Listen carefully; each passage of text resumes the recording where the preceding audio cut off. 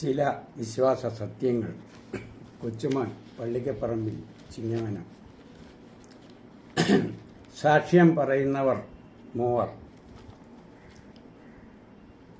യേശു ദൈവപുത്രനാണെന്ന് സ്വർഗത്തിൽ പിതാവാം ദൈവം സാക്ഷ്യപ്പെടുത്തുന്നത് പോലെ ഭൂമിയിൽ ആത്മാവും ജലവും രക്തവും സാക്ഷ്യം നൽകുന്നു. 1 യോഹന്നാൻ 5:8. ഈ രണ്ട് ലോകത്തിൽ നിന്നും പറയുന്ന സാക്ഷ്യം ഒന്ന് തന്നെ. അത് യേശു ദൈവം ആകുന്നു. ഈ രണ്ട് സാക്ഷ്യങ്ങളിൽ ആദ്യം സ്വർഗത്തിലെ പിതാവിൻ്റെ സാക്ഷ്യത്തെപ്പറ്റി വിശദീകരിക്കാം. ആകാശത്തിലും ഭൂമിയിലും ദേവന്മാരുണ്ടെങ്കിലും പിതാവായ ഏക ദൈവവും യേശു എന്ന ഏക കർത്താവും നമുക്കുണ്ട്. അവൻ സകലത്തിനും കാരണവും അവൻ മുഖാന്തരം സകലതും ഉളവായി. 1 കൊരിന്ത്യർ 8:5. സകലതും ഉളവാകുന്ന സമയം മുതൽ എപ്പോഴും പിതാവിനോട് കൂടെ പുത്രനും പരിശുദ്ധാത്മാവും ഉണ്ടായിരുന്നു എന്നതാണ് സത്യം. ആദിയിൽ ദൈവം ആകാശവും ഭൂമിയും പർവ്വതങ്ങളും സൂര്യനും ചന്ദ്രനും നക്ഷത്രങ്ങളും എല്ലാം സെറ്റപ്പ് ചെയ്തപ്പോഴും ശില്പിയായി ഞാനും ഉണ്ടായിരുന്നു. ഈ ഞാൻ തൻ്റെ പുത്രനായ യേശു ആയിരുന്നു. ഇപ്രകാരം ദൈവം തൻ്റെ പദ്ധതിയുടെ ആരംഭത്തിൽ എന്നെയും ഉൾപ്പെടുത്തി, അല്ലെങ്കിൽ പൊസസ്ഡ് എന്ന ഭാഗം ക്രിയേറ്റ് ചെയ്തു എന്നാണ് ആംഗ്ലിക്കൻ സഭയുടെ ബൈബിളിലെ പരാവർത്തനം. ഇപ്രകാരം പരാവർത്തനം ചെയ്തിട്ടുള്ളതിനാൽ യേശുവിനെ അപ്പോൾ സൃഷ്ടിക്കുകയായിരുന്നു എന്ന അർത്ഥം തോന്നും. എന്നാൽ ദൈവം ആദാമിനെ സൃഷ്ടിച്ച ശേഷം കായീൻ ജനിച്ചതിന് ബിഗോട്ടൺ എന്ന പദമാണ് മൂലഭാഷയായ സുറിയാനി ബൈബിളിൽ പരാമർശിച്ചിരിക്കുന്നത്. ഒരു വർഗത്തിൽ ജനിക്കുന്ന ജീവി അതേ വർഗ ഗുണത്തിൽ ജനിക്കുന്നതിന് ബിഗോട്ടൺ എന്ന പദമാണ്. അതിനാൽ ദൈവത്തിൽ നിന്ന് ജനിക്കുന്നവന് ദൈവത്തിൻ്റെ അതേ സ്വഭാവം ആയിരിക്കും. ദൈവം സ്നേഹമാകയാൽ ജനിക്കുന്ന ദൈവത്തിനും സ്നേഹ സ്വഭാവം ആയിരിക്കും. അതിനാൽ ദൈവം സ്നേഹം തന്നെ. പിതാവാം ദൈവം തൻ്റെ പ്രവർത്തനങ്ങളിൽ യേശുവിൻ്റെ സാന്നിധ്യം എവിടെയും കാണാം. ദൈവം തൻ്റെ രണ്ടാം പദ്ധതിയുടെ തുടക്കമായ മനുഷ്യനെ സൃഷ്ടിക്കുന്നതിനായി വരിക, നാം നമ്മുടെ സ്വരൂപത്തിലും സാദൃശ്യത്തിലും മനുഷ്യനെ സൃഷ്ടിക്കാമെന്ന് പുത്രനെയും പരിശുദ്ധാത്മാവിനെയും വിളിക്കുന്നതായി ഉൽപ്പത്തി 1:26 കാണാം. നാം എന്ന ബഹുവചനമായ ഏലോഹീം എന്ന വാക്കാണ് ഇവിടെ ഉപയോഗിച്ചിരിക്കുന്നത്. എന്നാൽ ഈ പദപ്രയോഗം മാലാഖമാരെ പറ്റി പറയുന്നതിനും ഉപയോഗിച്ചിട്ടുള്ളതിനാൽ ദൈവം മാലാഖമാരെയാണ് വിളിക്കുന്നതെന്ന ദുരുപദേശം പ്രചരിപ്പിക്കാറുണ്ട്. മനുഷ്യനെ മാലാഖമാരുടെ സ്വരൂപത്തിൽ സൃഷ്ടിച്ചിരുന്നു എങ്കിൽ അവർക്കുള്ളതുപോലെ നമുക്കും ചിറകുകൾ ഉണ്ടായിരുന്നേനെ. അതിനാൽ ഇത് ഒരു ദുരുപദേശം ആണ്. ഇത് സ്വർഗത്തിലെ പിതാവ് നൽകുന്ന യേശുവിൻ്റെ സാക്ഷ്യവും കൂടെ ആകുന്നു.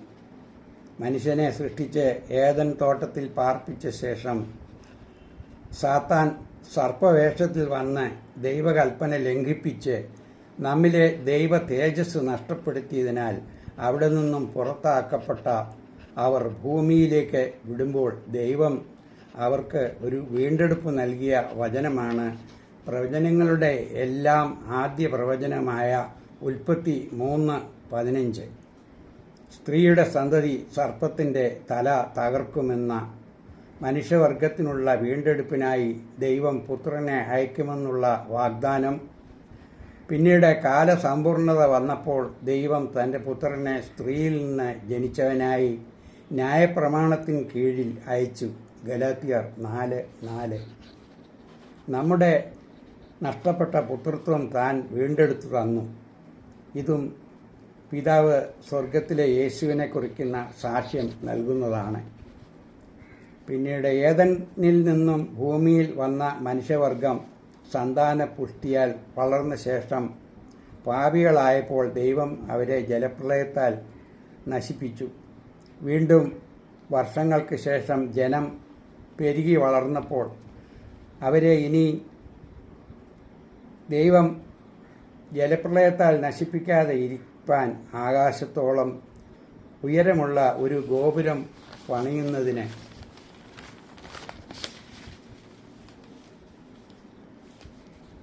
ഒരു നിർമ്മാണം അവർ ആരംഭിച്ചു. ദൈവത്തോടുള്ള തങ്ങളുടെ മത്സര ബുദ്ധി ദൈവത്തിന് കോപം വരുത്തിയതിനാൽ താൻ വരുവിൻ നാം ഇറങ്ങിച്ചെന്ന് അവരുടെ ഭാഷ കലക്കി അവരുടെ പണിക്ക് തടസ്സം വരുത്തുവാനായി പോകാം എന്ന് പുത്രനായ യേശുവിനെയും പരിശുദ്ധാത്മാവിനെയും വിളിക്കുന്നതായി നാം എന്ന പദപ്രയോഗവും യേശുവിൻ്റെ സാന്നിധ്യം ദൈവത്തിൻ്റെ കൂടെ കാണിക്കുന്നു. ഉൽപ്പത്തി 11:7.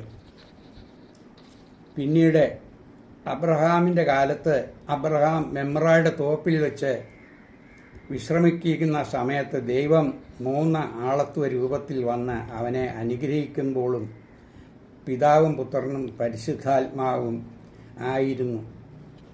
സ്വർഗത്തിലെ സാക്ഷ്യം യേശുവിനുള്ളതായി ഇതും പിതാവ് നൽകുന്നതാണ്.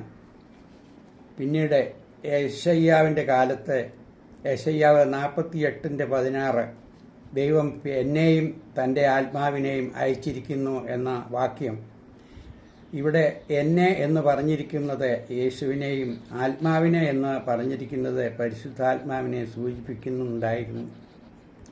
എന്നാൽ അന്നത്തെ യഹൂദന് ഏകദൈവ വിശ്വാസമായതിനാൽ യേശുവിനെക്കുറിച്ചുള്ള ഭാവി ഗ്രഹിക്കാനും സാധിക്കാതെ ഇരുന്നതിനാൽ തന്നെയുമല്ല യൗസേപ്പിൻ്റെ മകൻ മാത്രമായ യേശു എന്നുള്ള ബോധ്യത്തിലായിരുന്നു അവർ യേശുവിനെ ക്രൂശിച്ചത്.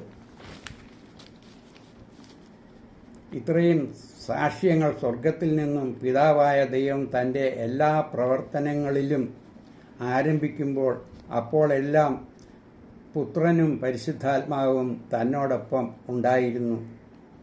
അവരിൽ ഒരുവൻ മുൻപനോ മറ്റൊരുവൻ പിൻപനോ ആയിരുന്നില്ല. ദൈവത്വത്തിൽ മൂവരും തുല്യരാണ്. 2-3 സാക്ഷികളുടെ മൊഴിയാൽ സകല കാര്യവും ഉറപ്പാക്കാമെന്ന് മത്തായി 18:16. അതുപോലെ 2 മനുഷ്യരുടെ സാക്ഷ്യം സത്യമാകുന്നുവെന്ന് യോഹന്നാൻ 8:17 മത്തായിയും യോഹന്നാനും സാക്ഷ്യപ്പെടുത്തുന്നത് യേശുവും പരിശുദ്ധാത്മാവും ചേർന്നുള്ള ത്രിത്വമാണ് സത്യമെന്നതാണ്. ഒരുപോലെ ദൈവത്തെ 3 ത്രിത്വത്തിൽ അംഗങ്ങളായി സാക്ഷ്യപ്പെടുത്തിയിരിക്കുന്നു.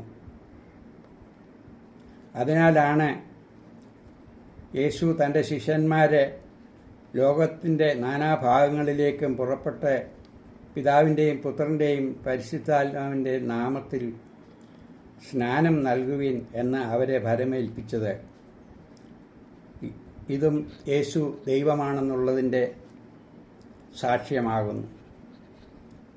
അതിനാൽ പാരമ്പര്യ സഭയിൽ യേശുവിനെ ദൈവപുത്രൻ എന്ന് വിശ്വസിച്ച് എന്നെ കൈക്കൊള്ളുന്നവൻ എൻ്റെ പിതാവിനെ കൈക്കൊള്ളുന്നു എന്ന പോലെ തൻ്റെ 2ാം ഉടമ്പടി സ്ഥാപിച്ച സഭയുടെ മക്കൾ അതിൻ പ്രകാരം അവൻ്റെ ശരീരം ഭക്ഷിക്കുകയും അവൻ്റെ രക്തം പാനം ചെയ്തും നിത്യജീവനെ അവനെ കൈക്കൊണ്ട് അവൻ്റെ അവകാശിയായി തീരുന്നു. ഏകസത്യ ദൈവമായ നിന്നെയും നീ അയച്ച യേശുവിനെയും അറിയുന്നതാണ് നിത്യജീവൻ. യോഹന്നാൻ 17:3. അതിനാൽ യേശുവിനെ അറിയേണ്ടതുപോലെ അറിയുന്നതാണ് നിത്യജീവൻ.